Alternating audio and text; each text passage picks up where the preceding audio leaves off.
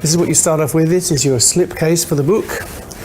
And inside are a number of things. It's like a box set, but it's a whole kit, really. That's your slipcase. Here is the book, Queen in 3D, by me.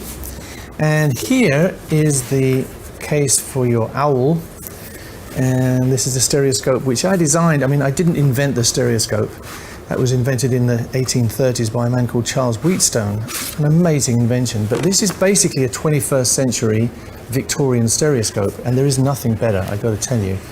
You know, you've all seen Avatar, and we've seen great stuff in the movies, we've had 3D TV, but this thing is still the best way of looking at immersive stereoscopic views. So I just did that, you know, this while we were talking, I just did that. So it's very easy to fold it up and latch it together, ready for use. You hold it by its back plate like this, and you put your thumbs in these thumb holes here, and you can focus this way. This is how you focus the owl. So you shouldn't need your spectacles or whatever. You should be able to view it no matter what kind of eyesight you've got. So I've now positioned my viewer over the images like this. You have to make sure you get enough light, that's crucial. But then you can view, and my God, you're then looking as if you weren't looking at a flat page at all. It's as if you were looking through the book, through a window, into the scene as it is and as it was at the time. So you get this amazing feeling of actually being there. It's much more realistic than any flat picture could be. So the book is filled with this stuff, and I had my stereo camera with me the whole time while we were on tour and in the studio, all the way through Queen days. The very first image you see is me as a kid, 1958. So I'm 11 years old here with my first guitar, which my mum and dad bought me, and it was very difficult for them to buy something like this for me because we were very poor, but somehow they managed to cough up 8 guineas to get me this guitar. Stayed with me for a long time, and I still have this guitar.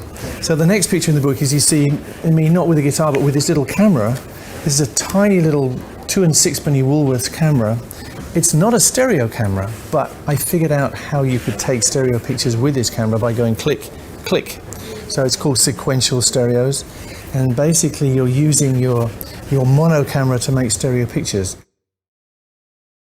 There's been 1 million pictures taken of us on stage, and there are some good ones on stage of us in the book, you know, in stereo, in 3D. But what's different about this is it's the intimate pictures behind the scenes when we're not on stage and we're in a relaxed mode. So here's one of Freddie on a boat, on a ferry boat, and he's not posing for anyone, he's just there normal. And I was used to snapping, so nobody took any notice of what I was doing. In fact, we all snapped away, including Freddie with his camera. So I looked through here and I looked through this window, and there's Freddie thinking about the next gig, or actually we're going to an awards show, I think, at this point. I mean, not every image in the book is 3D, but these are particularly nice. They were on the same roll of film. This was actually taken on a visit of some Japanese journalists from Music Life. They came down to Ridge Farm, where we were working on the next album, which was going to be a night at the opera. And here's Freddie relaxing, drinking a cup of tea, as he liked to do. A nice sunny day. We played tennis for him. It's all in the book, actually, which we never normally did. None of us were great tennis players, but, you know, it made a nice photography session. Freddie was actually a very, very mean table tennis player. Like, he wasn't interested in football. So people think that, like, We Will Rock You and We Are the Champions were written about football, but they weren't. They were written about people and how they feel. It's just a beautiful shot.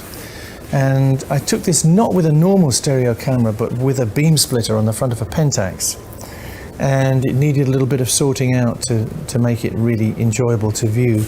But in the stereoscope, it's beautiful because you just feel like you're right next to Freddie, and you're seeing him doing his thing. And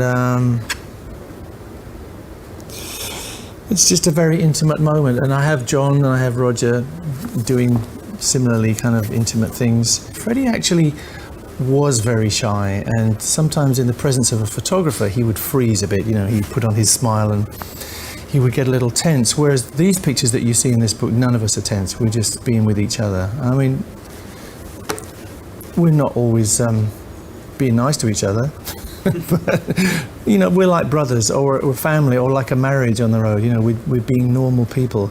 So that's what you see, I think, in this book. You see people who are normal, but in a very abnormal situation, touring the world, being treated like gods by some people and idiots by other people, as is the way, you know. But a very unusual situation and a very privileged situation in a way, because we were able to interact with every country that we went to. We weren't just tourists, we were working with them and becoming part of their culture, and they're becoming part of ours.